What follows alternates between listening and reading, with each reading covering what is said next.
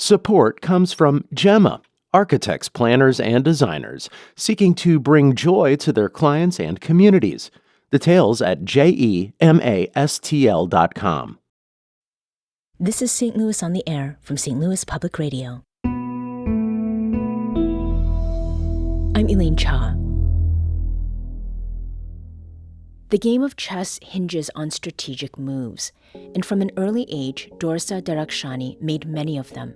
She scored her first national gold in a girls' under-8 competition in her home country of Iran.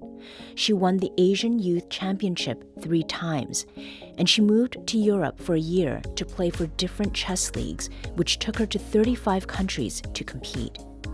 In 2017, Derakhshani was banned from playing for Iran's national chess team because she refused to wear a hijab at an international tournament. In response, she committed to a literal move for chess and for life on her own terms. Derakhshani left Iran at age 19 to attend St. Louis University. Today, she's a Mizzou medical student, a St. Louis chess club instructor, and a U.S. citizen. She's also a passionate advocate for freedom of speech and expression, using her voice and her presence to make room for women in traditionally men's spaces. I recently spoke with Dorsa about her journey. I started by asking her about the first time she noticed a difference between the experiences of girls and boys and women and men in competitive chess. Oh, of course. I mean, growing up in Iran specifically, I remember very few women were actually allowed to play in open tournaments because it was not deemed appropriate for women to compete amongst men. So it was a huge challenge to kind of fight to get our rights as women to want to compete in open tournaments because that just didn't make any sense. And it took a long time, but initially they were only agreeing to let the national champions play or just the national team to play and compete among men. And then they started to lift the bans and got a little bit more relaxed, and they were allowing select number of people who were showing promise to join and play and compete and gain experience. And I think eventually, by the time that I was a teenager, it was pretty open, so any girl could any girl could compete in those open tournaments, and they weren't as strict anymore. But it took a long time. So obviously, kind of seeing that, I immediately knew that this is a fight that I have to put up with, and I have to fight, and I have to make my way so that I can help others also get better experience. Mm-hmm. So by the time you get to February 2017, the Iranian Chess Federation says you cannot play for the Iran national team or play in any tournaments in Iran because you were not going to wear a hijab. And this was after you'd played in the 2017 Gibraltar Chess Festival without hijab. At that point, what were you thinking about hijab, especially because of the past experiences you had had and what you were thinking about as far as your chess career? Yeah, I wish it was more of a conversation. That conversation actually never happened between anyone from Iran and me.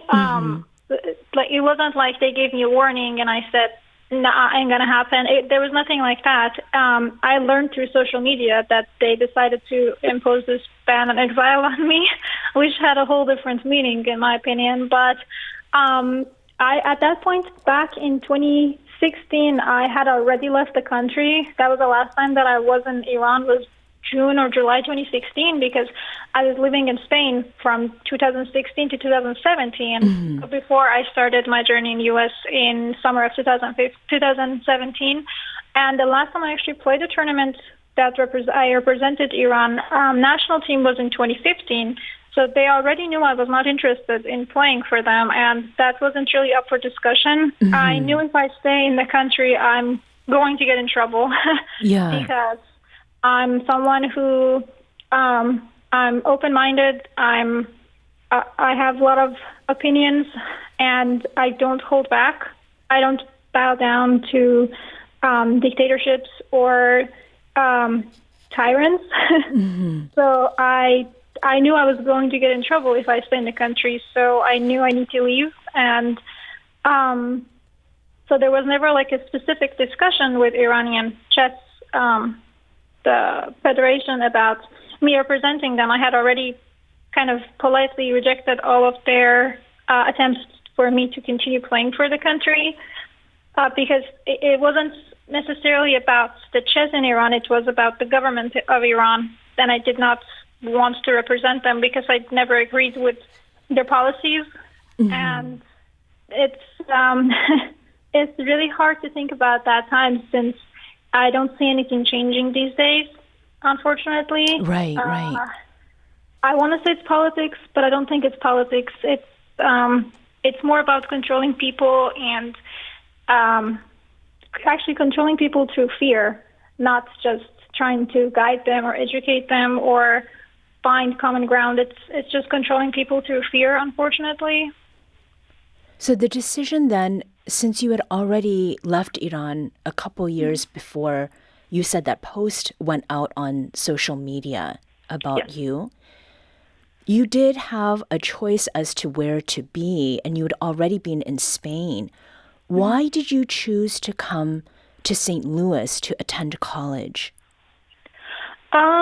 There were multiple things that I was trying to decide. I remember even before this happened, before the ban was imposed, I was already talking with St. Louis University and a couple of universities in Texas just to see what would be the best fit for me, what would be the best option.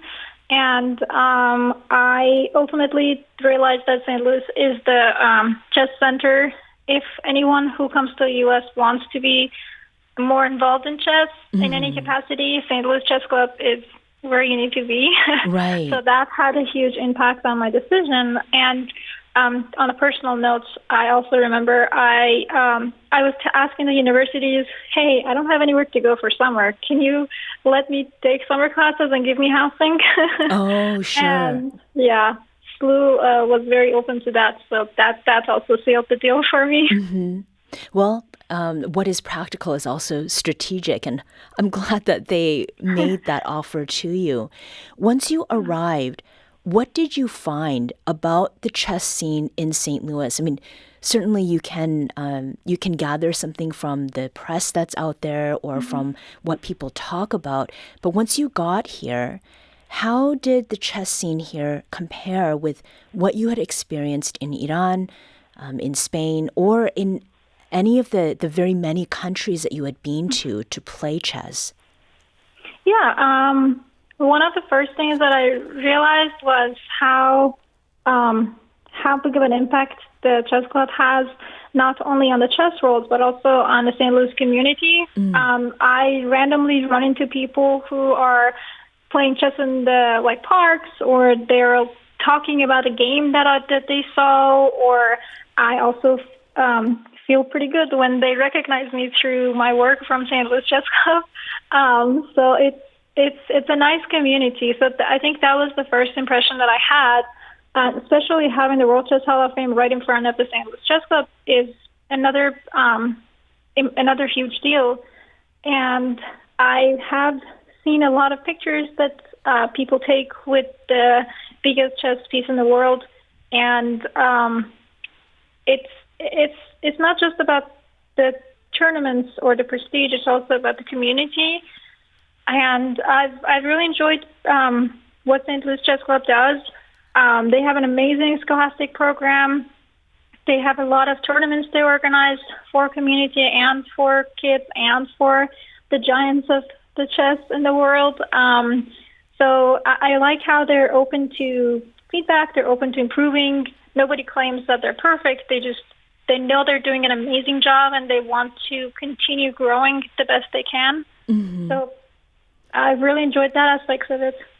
So, Dorsa, you are talking to me from Columbia, Missouri, and you are now in your third year of med school at Mizzou. What is it that you are studying?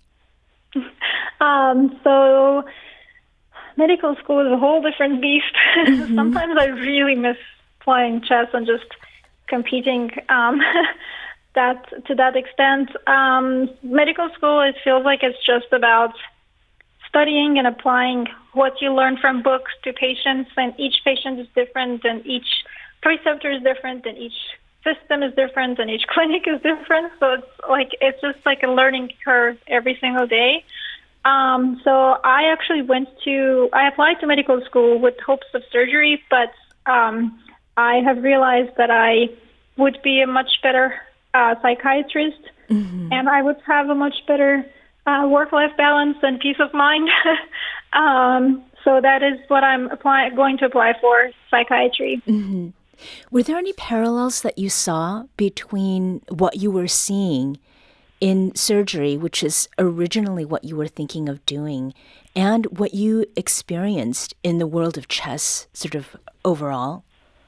Yeah, there's obviously a lot of parallels, a lot of good and a lot of room for improvement. I think the good that I've seen is, for example, something that I didn't think about much when I was going to medical school was how chess has prepared me for the medical studies. And for example, surgery was one of them that I actually felt that way, that in chess game, we get to calculate few moves ahead and without actually touching the pieces. So that's spatial awareness and that spatial thinking, that's that 3D thinking that you might have seen in Queen's Gambit. Something like that, I feel like it exists in chess, and I always felt like something like that exists in medicine, obviously, but surgery was what I felt the most similar to that kind of spatial thinking and the 3D thinking, just based on anatomy, and you need to be so aware of who's where in the body. So that was a really good part of it that I saw. But I mean, I also saw misogyny in surgery department. I mean, not just surgery department, but surgery as a whole. And people are so overworked and so burned out, and it's hard to take care of your own mental health in that scenario. And obviously nothing against anyone that I worked with. They were all wonderful people, but it's the culture that's kind of there, that sexist and misogynic culture is still kind of embedded in that field, unfortunately, whereas in a lot of different fields, the language is different, the way the patient care is a little bit more gentle. So yes, in that sense, there was still a lot of misogyny and sexism in surgery field culture that I have also seen in chess culture, not just in Iran. Just people just say, "Oh, it is the way it is," or else, they have in chess there are expressions like women's chess, and it's set as a way to lower the value of the game that women play. So there's still a lot of there's still a lot of that going on. Obviously, it's much better in the U.S.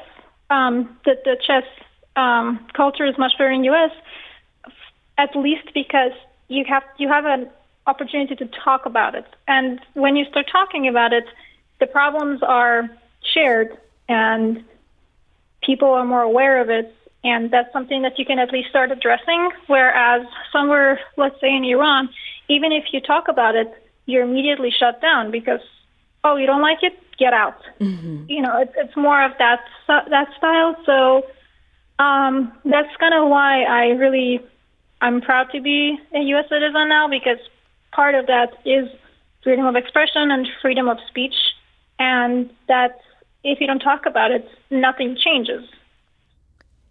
We're listening to my conversation with Dorsa Derakhshani, a women's chess grandmaster from Iran. She's a St. Louis chess club instructor who's now attending medical school at Mizzou. We need to take a quick break. When we come back, we'll hear more about what it's meant for Dorsa to become a U.S. citizen and why she's passionate in her advocacy for freedom of expression and choice. This is St. Louis on the Air on St. Louis Public Radio.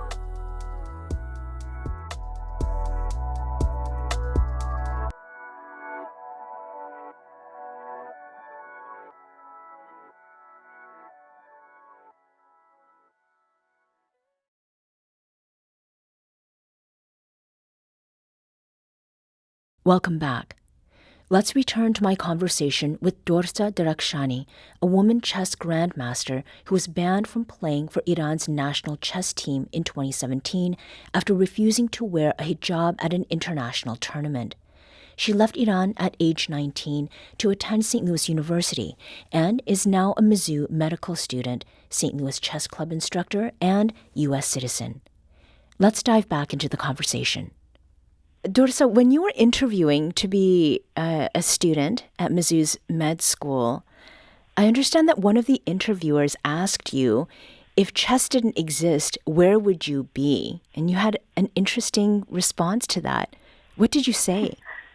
I remember the interviewer, he was actually walking on his walking pad during the interview, and this was online.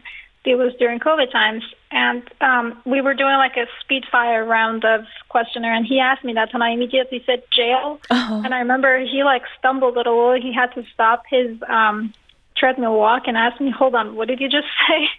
And I had to explain that, I'm not a criminal. I wouldn't go to jail because the criminal. I would go to jail because I'm opinionated. And if chess didn't exist, I would be most likely stuck in Iran, and I'm someone who speaks their mind, and I believe in advocating and educating, and I would get in trouble, and especially in a regime like that ideas and expressions are not welcome. Mm-hmm. I wouldn't have freedom of speech. I wouldn't have freedom of expression the way I would have here, and I would be immediately jailed as a teenager, so... Right.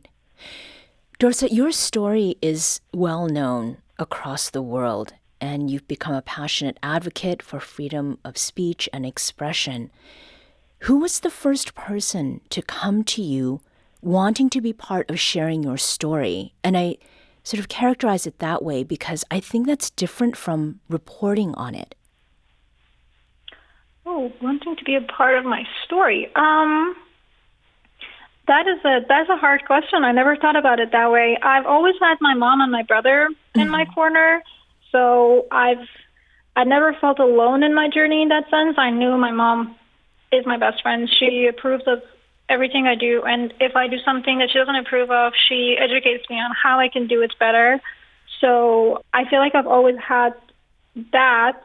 So it's harder to think who was the first one who wanted to be part of this journey with me. Mm-hmm. I know after I started my, I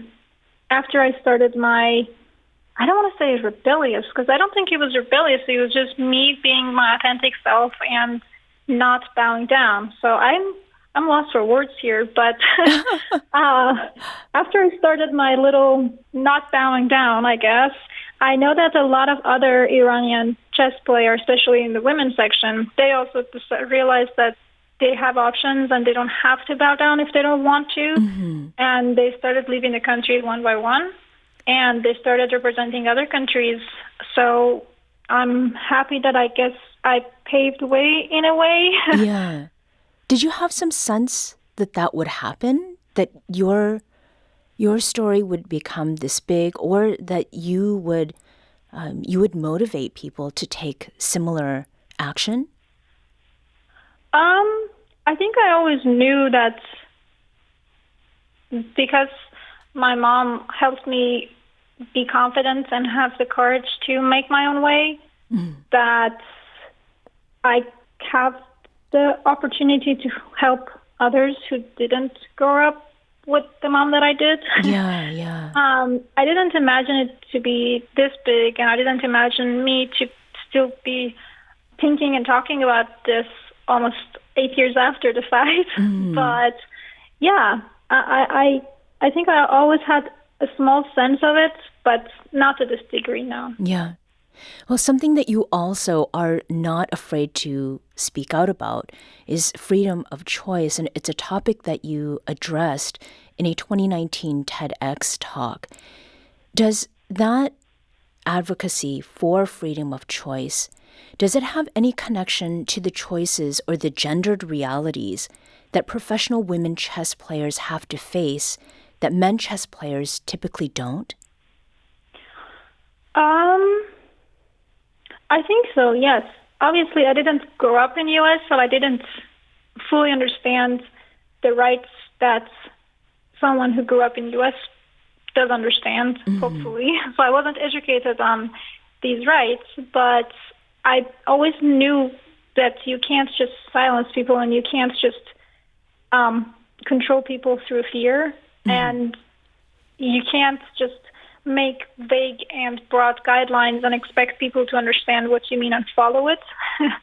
So to a certain degree, yes, I feel like I understand and I understood the gender differences that is very well shown in the chess world. I think I may be off on this, but I think there is actually a more recent development as well for the Taliban just banned chess in Afghanistan very recently. So I have also been thinking a lot about that as well. So that's another example of ruling through fear and trying to control people with just banning things randomly. But yeah, I think that it's very important for anyone in the U.S. especially to know their rights, to be educated on the laws, to know what is appropriate, what is not, and to make sure that knowledge is power. The more you know, the better. Yeah. So education is power. And being able to use your freedom of speech and freedom of expression is not just a blank thing that you can say, oh, I say this because it's covered under my freedom of speech. You have to be educated on what is actually not covered on freedom of speech. And these are the things that I've been learning. The more I grow, the more I learn. And it's also very important to know, for example, public schools are a little bit different than private schools. For example, Mizzou is a public school, and I feel like it might be a little bit easier to have freedom of expression and freedom of choice when you are in a public institute that has to go by all the federal rules than if it's a very private school, based on what I understood. And it's also very important that to know some of the laws and some of the cases. And I think there was actually, I was looking at this a couple weeks ago, there was a very interesting case that's like from 1973 that you was a part of and it's become a big precedent for freedom of choice and freedom of expression and freedom of speech when it comes to students' rights. So I think it's important for people to be more educated on these topics, maybe a little bit. Yeah. Dorsa, you mentioned earlier that you now are a U.S. citizen.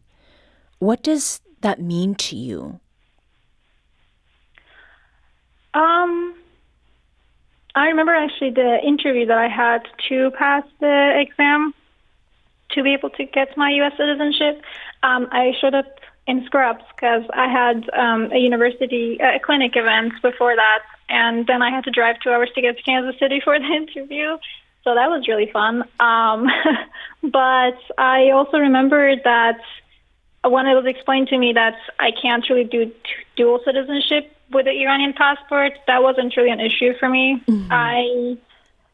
It's really sad, but with the current Iranian government, I never felt that sense of belonging and that sense of pride because they weren't interested in improving. They weren't interested in feedback. They weren't interested in what's best for people.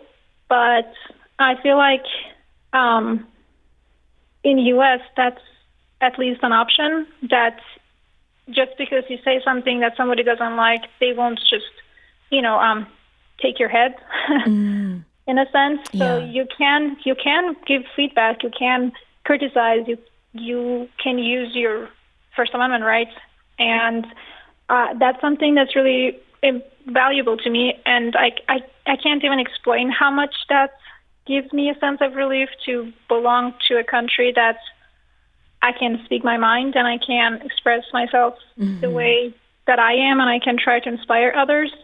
And obviously I'm not perfect. I'm always happy to receive education on how I can do better, or how if I say something that doesn't fit well with someone, I'm always happy to receive that feedback and learn how to do better. And I think that's a huge part of, hopefully, what's going on in U.S. as well, that you can talk about it, you can try to make change, you can give feedback, and you can use these rights to improve yourself, improve your country, improve your government, hopefully. Mm-hmm. You talked about how close you are with your mother, and when you were an undergrad, you didn't get to see your mother but twice in the 5 years you were working on that degree. Yep. And your mom is now in the U.S. She got her green card approved. Yep. And your brother also. How does it feel to be with your family here in the United States? And how do you think that helps you in the few steps ahead if we're thinking about how chess works? Mm-hmm. Yeah.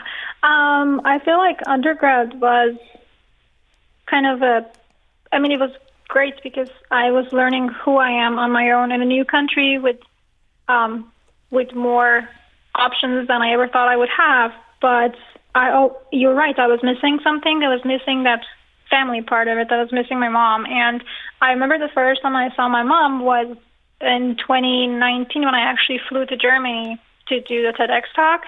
And my mom also came there, and I was just there for 2 days.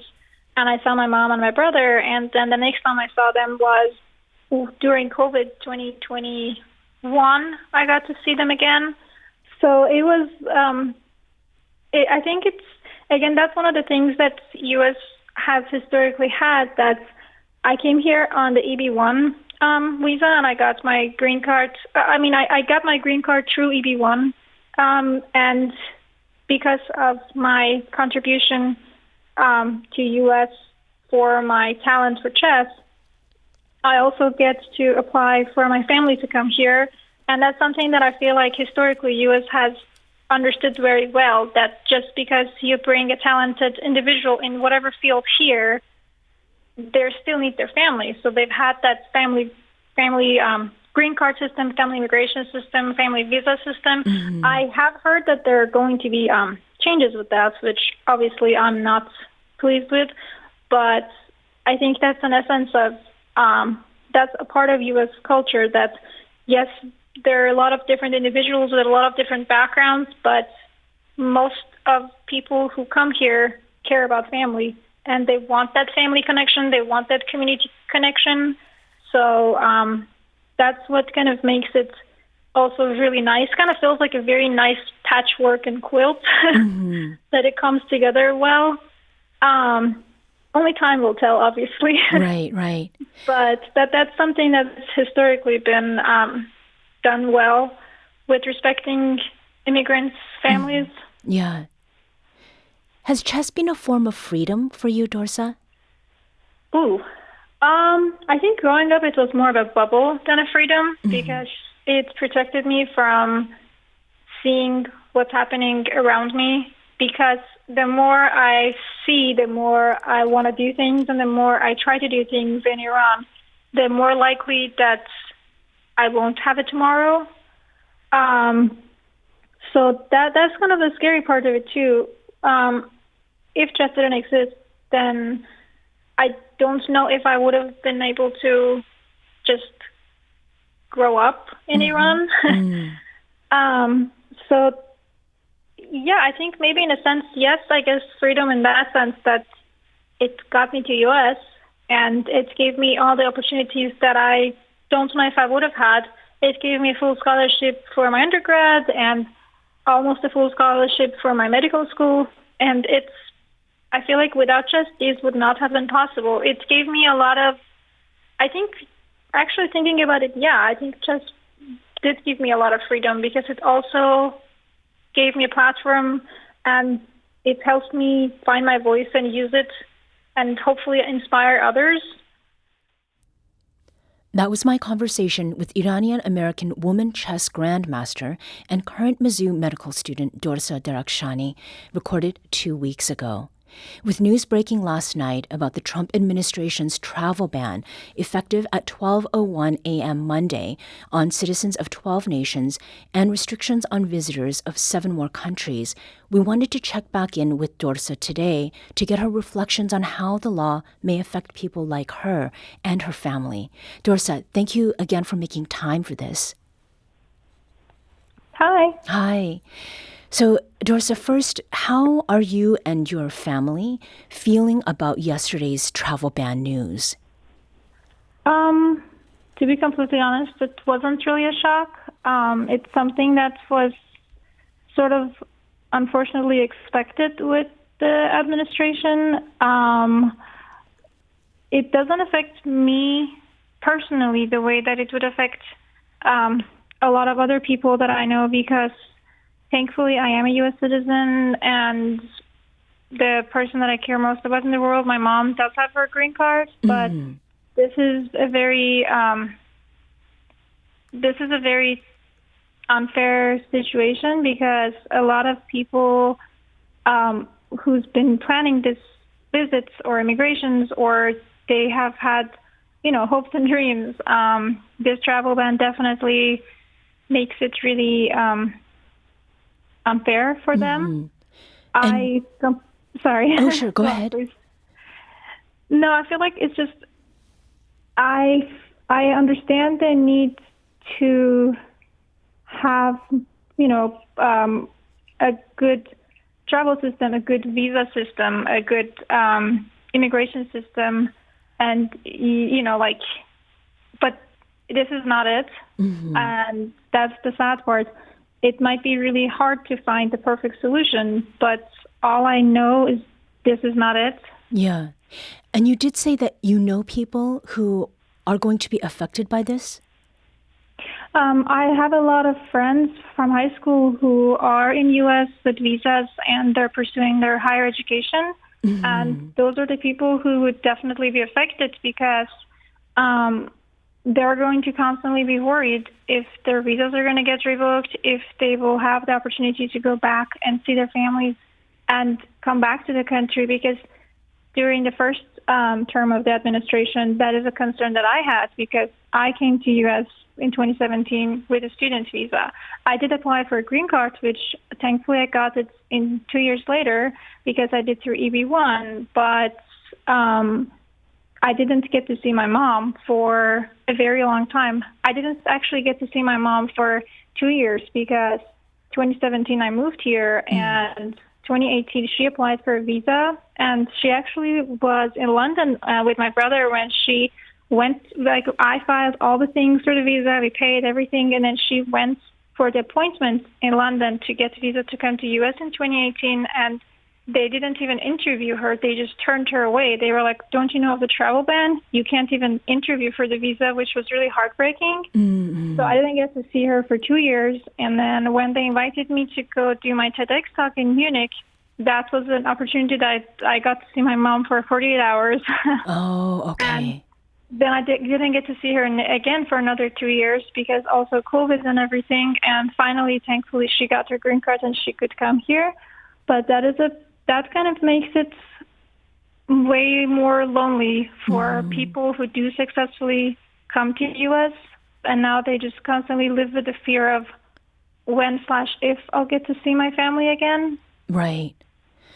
Dorsa, what would it mean for the people you know from high school who are now in the United States for their higher education to be deported to Iran or prevented from returning to continue the education that they've begun? That is truly terrifying and scary, because you're building a life here, and you've already had to say goodbye to a lot of the things you had in Iran, a lot of people you had, a lot of opportunities you had in Iran, and you had to work your way to be able to be accepted to come to U.S. and have, a program, job, or anything. And now you're constantly worrying if you can't even continue that. You just don't know your tomorrow. And I feel like it just makes for a very unhealthy society overall. Just just mental health aspect of it, not even thinking about all the other things. Like, you're waking up every day with anxiety of not knowing your tomorrow because of a policy that you don't even do anything wrong, but it just gets enforced on you. And especially for people like me who had, some sort of traumas like this, being born and raised in a country like Iran, that just makes it a whole different layer of unfair because, at least when I was in Iran, or when these friends of mine, when they were in Iran, they would say, okay, you know what, I'm going to just survive here and I'm going to just not do anything, just study, work hard, and start to build a life in the dream country, the land of the dreams, right, in U.S. And you get here and now you are trying to be a good citizen. You're trying to make your life and your new country better, and it kind of feels like your new country doesn't really want you. So it just kind of, at least of all, it just makes it really lonely. Right. Dorsa, when we talked a couple weeks ago, you had described how much you appreciate and cherish being a U.S. citizen. And part of that had included thoughts about girls who today don't necessarily have the same opportunity to make the moves and choices that you have. So is it really young people who are living in Iran today who are on your mind? I think it's not about the age of it. It's just about that hope, because when you crush the hope, then it's hard to find meaning in life. And that sounds really dark, but it's the way it is, because we are who we are because of the dreams we have.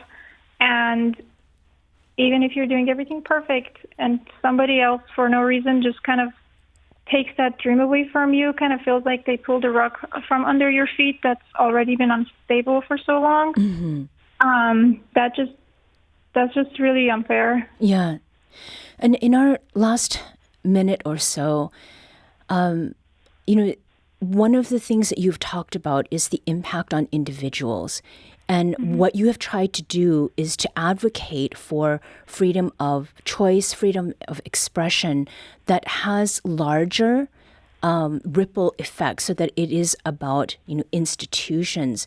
So as far as the student ban, people not being able to come back or to continue, what effects do you see these executive orders having on higher education institutions and what they do for society? On a bigger effect of it, from what I know, medical residencies have been also impacted by this order, because a lot of the doctors, a lot of the residents are international. There are people who've been working for years to pass the bar exams, improve their English, and move here, get accepted into residencies. And from what I know, about 25% of the practicing doctors in U.S. are international immigrants. And with this executive order, that also directly challenges their ability to come here and start their programs. So U.S. already has a shortage of doctors, and that kind of just feels like it's not going to help anyone. And on an individual level, I feel like it becomes more tricky, because U.S. is very famous for, having that American dream and land of freedom. And now it kind of feels like you have to be extra careful about things you say and things you do. But hopefully it's only temporary. And this is sad, but the goal is to survive and live to see another day. And if I don't get to say the thing I want to say today or tomorrow, in a couple of years, my voice is still there. As long as I'm alive and as long as I have the opportunity, I will have a voice.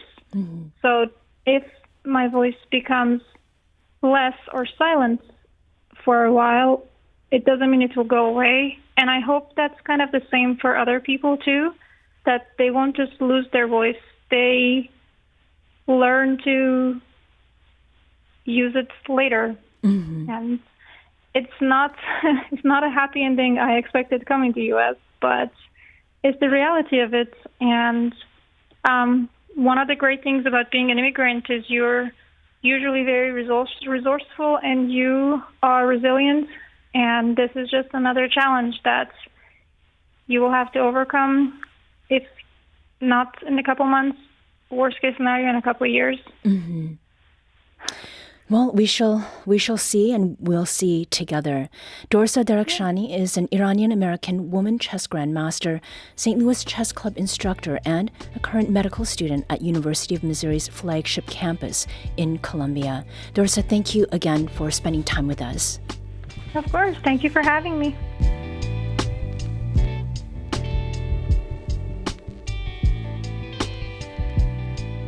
This episode was produced by Emily Woodbury. Recorded by Maya Norfleet. This podcast was mixed and edited by Aaron Dorr. Our executive producer is Alex Hoyer. St. Louis on the Air is a production of St. Louis Public Radio. Understanding starts here. Do you find yourself regularly listening to episodes of St. Louis on the Air? Suggest us to a friend you think might enjoy our conversations. And leave us a review and rating on Apple Podcasts on the App Store. It's the simplest way to help people discover our show. Thanks. St. Louis Public Radio is a member-supported service of the University of Missouri St. Louis.